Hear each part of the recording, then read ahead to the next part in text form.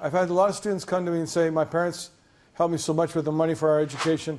I feel kind of bad not continuing to want to be whatever profession they started off with.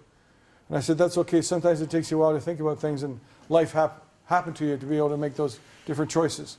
So I'll give you one of the examples that remains to me a hallmark. I had a student, Chinese female, very unhappy in class. And finally she came to me after the midterm and said, I really don't know how I continue. I don't really want to be doing this. I said to her, just tell me honestly, what do you want to do? She says, well, people laugh at me when I tell them I want to be a police officer, being only 4'10", but I always wanted to be a cop.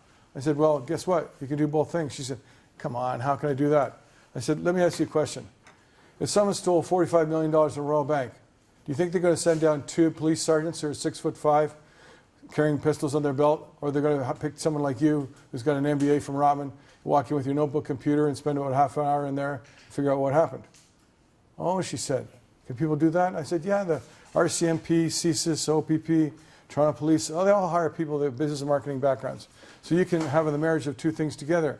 So part of the time, when I talk to students, I think about not just necessarily what they're doing in my class, but also how it fits in the whole path of their life, and just give them a chance to open up and just let things happen to them and have the courage to accept it as a new opportunity. It's like that famous baseball coach Yogi Berra said.